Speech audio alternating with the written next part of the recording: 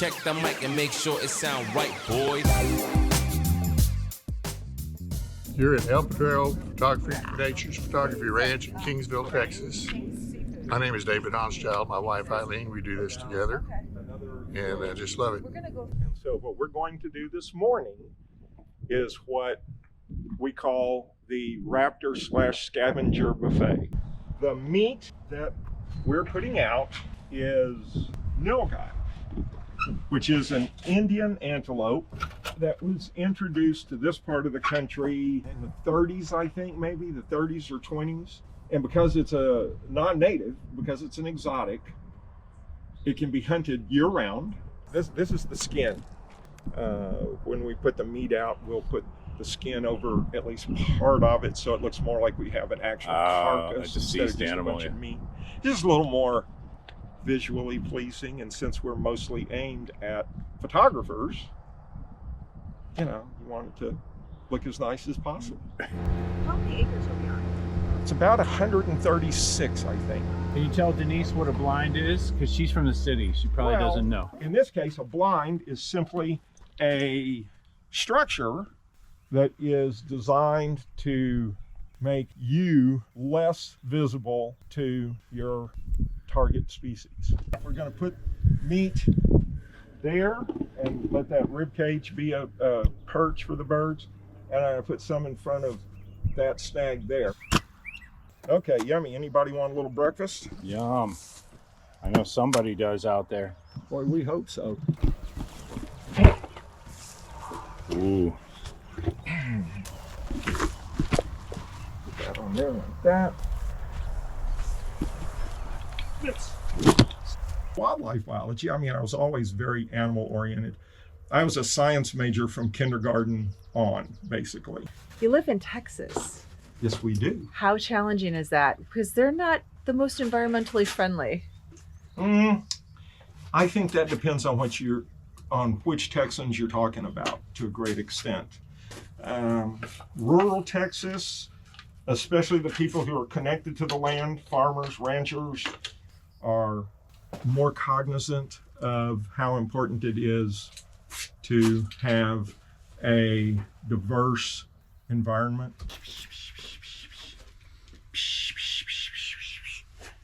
You make that little noise, it sounds like birds fussing, and that will sometimes bring, especially some of these smaller birds, in closer. They think that something's going on that needs their attention. If yeah, he's got a passenger. Do you know what it is? It's a praying mantis, right? No. It's a Just a grasshopper. Yeah, it's a katydid. It's a big nymph. one. I just saw the mitts come over the brim of my hat. Where'd it come from? Turn to the side. They're up. They were up. Okay, Look, that's they're like up in fantastic. here. You turn and it turns. It just turns again. Is it looking at you? Oh, now it is. Does it keep turning its head toward the camera? So how come we're not seeing any activity right now? And there's all this meat out. How long do you have to wait usually? Well, the last two times I did it 49 seconds and less than 49 seconds after I put the meat out. But we're overcast today. It rained last night. And I promise we didn't tell them y'all were from California. If we hear "Don't California my Texas" one more time. No, I usually just say these people are from California. So I don't hurt anybody's feelings. Oh, it takes a lot more than that to hurt our feelings. You know why? Why? Because we're from LA. Yeah. We've been told no our whole entire life there, okay? No what? Everything. No to everything. Can I park here? No. Can I do this? No. Everything's no. So you can't. It takes a lot to hurt our feelings. No, we're very open-minded here as long as you agree with us. Best Texas words ever said, Hugh. Do you live in Kingsville now? I do. What do you like about it?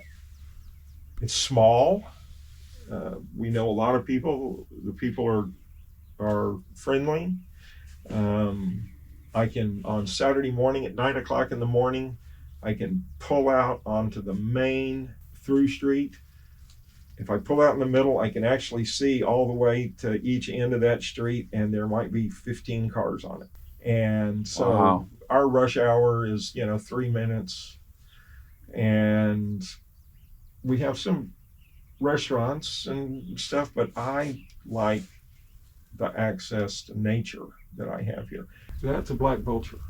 A lot of the people that live here work in Corpus, drive to Corpus every day. Okay, I get it. Yeah. We're almost, and I'll get in trouble for saying this, but we're almost a suburb of Corpus. Ooh, look at this. We've got a flight of them coming in. Wow, this is gorgeous. Oh my goodness. This is beautiful to see it through the lens.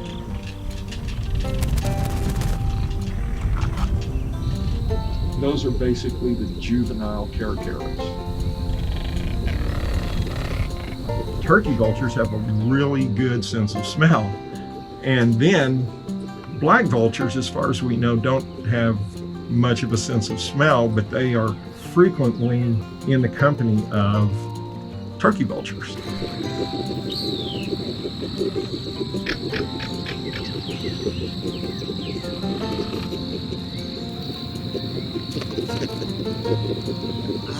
Here's our first turkey vulture on the ground. Just landed back there. The turkey vultures are the most docile of the group, even though they're the largest of the birds. And they fight quite a bit amongst themselves, but almost anybody can steal something from the turkey vulture.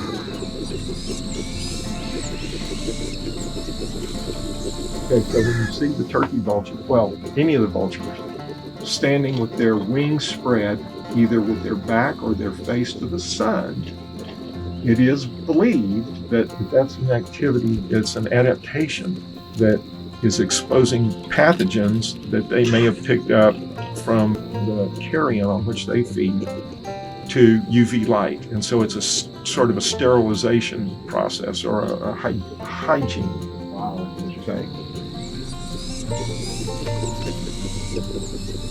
Okay, was it worth the wait? Absolutely. But when you're feeding scavengers, this is their typical behavior. This is how they are. They will find a carcass and there will be lots and lots of birds on that carcass. So this is just me allowing them to exhibit their natural behavior, interacting the way they do in the wild every day. I'm just choosing where they do it. It's not altering their behavior. We don't feed them every day. They don't become dependent on us. They get fed once a week, less than that sometimes, a little more than that sometimes. It's just an opportunity to really observe some natural behavior going on under semi-controlled conditions. And I love the Raptor buffet. It's always action, always fun to watch. Lots of little disagreements and things like that. So it's pretty cool. This was amazing. Thank you so much. Oh, I'm glad y'all enjoyed it. It's my favorite thing is to share what we have here with other people. I would love to have people come see this, and people who stay with us, we do feed them. You do overnights here on the property. Yeah.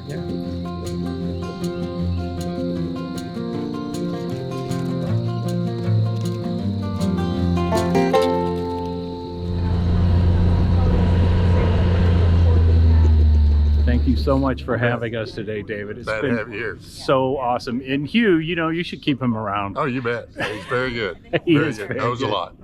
Thank you so much. Thank y'all. Well, goodbye, everyone. And I would say, come get close at El Potrero Nature Photography Ranch. We would love to host you, and we will get you close to your photographic subjects.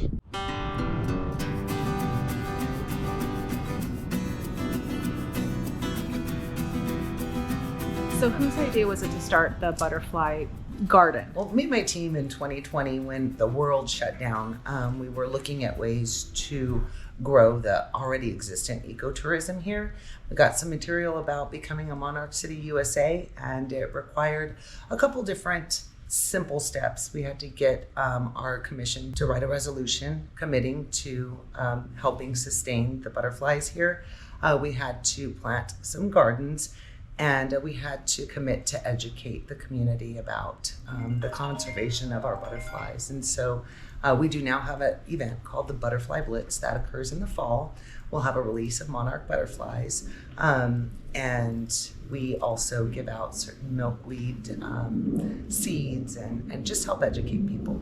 Ranch Hand Weekend is one of the best times of the year to come visit Kingsville. I tell people if there's one time in the year you can come, it's always the weekend before Thanksgiving.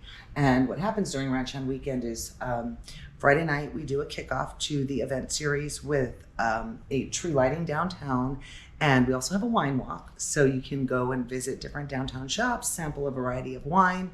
The next morning, the King Ranch has their King Ranch Ranch Hand Breakfast, which is a decades-long event. It's the one opportunity where the general public can drive onto the ranch, have an authentic cowboy breakfast, experience some ropings, live music, different vendors. It's a great, great event. I'll tell you, because of our close commitment with the Navy and the Naval Air Station, we share a birthday with them too, July 4th. The Navy did name a ship that is currently being built right now, the USS Kingsville. We're looking to have that commissioned next year, but we're really proud. It's a littoral combat ship. It's LCS 36. It's the 36th one that the Navy is building. It's currently being constructed in Mobile, Alabama. And the hope is to bring it down to Corpus Christi next summer sometime to have that commissioning happen right here. Nice. That's So it's a really big honor for our That's city. huge. Yeah, Are it you is. kidding? Wow. Your store is so beautiful. So you're third generation. Yes. My grandfather started the store in 1916, and they remodeled, it was actually in the building next door, remodeled that in the 40s and added air conditioning and upgraded the soda fountain, and it seated about 25 people. And now what does it see? The current soda fountain seats about 75. When I was in high school, after school, we'd come down, and for an afternoon snack, you could get a cheeseburger and French fries and a milkshake. And so now I have to pick one of them. And I'd say a chocolate milkshake's my favorite. So. Okay. Third generation pharmacist. You really did not have a say on what you wanted to do when you went to college, did you? At the time, I thought, well, if I could graduate, I'd have a job. And that was the main goal. I had my older sister sat me down when I was in high school, and when I was looking for colleges, and she said, look, you grew up in Kingsville, you're going to live here all your life. You need to get out of town for college. So I went to Texas Tech. Oh, nice. 3 years, and at that point, Texas only had 3 pharmacy schools, and so I went to the University of Texas. Okay. There is now a pharmacy school in Kingsville, and so we don't have a big turnover, so I don't look for pharmacists that often. You must be a good employer if you don't have much turnover. Maybe so. Well, Yeah. in pharmacists, it's not that big of a problem. The rest of the store, we have a problem with turnover at times. Finding enough people to work in the soda fountain and that kind of thing. I think we have a special guest here, don't we? James Gordon, how are you? Yeah, Sam Fugate. Nice to meet you. Denise Gordon. Nice to meet you. Yeah, very nice to have you here. Thank you. Pleasure to be here. Thank you so much. You got Really? I told them all the bad Nikki things. was a senior when I was a sophomore in high school. We kind of grew up together. You did. Yes. You became the pharmacist and you became the mayor. He became I'm a an lawyer. attorney. I'm an attorney. That's my day job. And he turned out really good, and he's turned out an even better mayor. Surprised a lot of people, right, Nikki? Yeah, Great. So, what's different now than then when you first took office? Oh, a lot of things. We've really grown as a community. Yeah. And and the appearance looks great, better. yeah, working on appearance. Cleaning Yeah. up the How do you people's do that? yards. How do you do that? Code enforcement. Yeah, when I was first mayor, we had one code enforcement officer, and he was the caddy for the fire chief. He was always out at the golf course, so we had to break that up and work real hard on educating people on what they need to do with their property. Yeah, Right. and it's a challenge, I'll say, and it's an ongoing process. But it's pretty much over the hump. We're ahead of most cities. They've let the roads and streets Yeah. neighborhood streets. Oh, we've been to Corpus Christi. Yes. Well, And we're about fairness, 5 or 10 years ahead of them Yeah. in doing it, and you can see the difference. in fairness, though, our budgets don't have a lot of fat in them, and we really don't have enough money to do everything that we probably need to do. So you got to prioritize what you're doing. So population of 26,000-ish Yeah. here. That doesn't count the university. That does not count the university? No, those Oh, kids nice. are not counted. So if you count them, we're over 30,000. Oh, wow. Okay. Well, our main industries are, the Naval Air Station Kingsville and the Texas A&M Kingsville and Homeland Security. Got a big Homeland Security contingent here. Yeah, you're not far from the border, right? Yeah. Through there, the Sarita Division has over 300 agents here in Kingsville That live here. that they work here. Okay. And most of them live here. Another thing that's happening here in Kingsville too, and it's in its infancy, is there's a big carbon capture plant that's going to be built on King Ranch. Oh, wow. The Laurellis Division, and it promises to add a lot of people to our community. Oh, nice. Yeah. Retention with the college kids, staying here. We just started talking about it. Yeah. How do you get them to stay? Like, Brain drain. That's a big problem. yeah. It's a big problem in Texas, to be honest with you. But it's when your brightest and best don't stay in your communities. They move elsewhere because there's no good jobs for them in your community. Mm-hmm. The San Antonio Austin corridor, Fort Worth Dallas corridor, the Houston, and so everybody's moving up there. Our kids are moving up there, and it's a real challenge to get them to stay here. I know you're busy. I have one more question I just want to ask. No, I'm not busy. My wife's got a whole bunch of stuff for me to do this afternoon. we talk a lot. When you were growing up, did you want to be mayor? Oh, I just wanted to stay out of trouble. No, I had no idea. No idea. My dad was an attorney, and I always wanted to be a lawyer. And I had a law partner that used to get on me all the time about not giving back to the community. And I had an old friend, Royce Johnson, told me one time, he said, Sam, you can't always take, you got to give. And so they were very influential in some things, decisions I made. And I ran for school board. Hardest job you could ever have. Now, Those parents? Cheerleaders. Cheerleader parents. They're tough. So what's easier, the mayor's office or the cheerleader moms? Oh, by far and away. Potholes? I'll take a pothole. Okay, so how this size, how many police officers do you employ? Oh boy, that's a tough one. Around 50. Wow. When it's full, when we're full board. But right now, I tell you what, we're down like 9 officers. It's really hard to find. Maybe a new career path for you. There you go. I do come from a She is family of tough, law I gotta tell you. My father was a Chicago police officer, Oh, my okay. cousin a judge, my sister-in-law a Chicago police officer, so I could do it. That's her It's soft boot pitch. Camp. Yeah, it's boot camp. I won't be able to make. Well, we're a little easier than the south side of Chicago. Good to hear. No doubt. The two of you have been here obviously a very long time. What would you say, like generally, what is the personality of the people in Kingsville? How would you describe people who live here? Well, when you live in a desert, you got to be nice, right? When you live in a small town, you Gotta be. That's right. Yeah. That as You know, well. a lot of people There are when only they so first, many friends. a lot of that people you when they have. first come to Kingsville, they go, "Whoo, it's not for me." But if you'll stay for a while and get to know people, the people are what makes this town. Really Nice. does. No, come visit us. I think, like Sam said, you'll find it's a friendly place. You have to be careful who you honk your horn at or shake your fist at during the week, because when you go to church on Sunday morning, they may be sitting right next to you.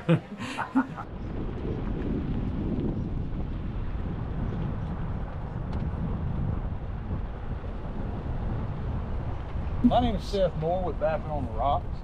We're down here outside of Riviera, Texas.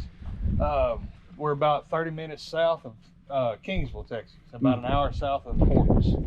And everything, we did do some work on the rec center. We've got it over there. It's open. The pool's open. Yeah, I saw the kids in there playing foosball or Yeah, whatnot. so we've got a pool table, we've got foosball, we've also got cornhole and a few other games that people can play.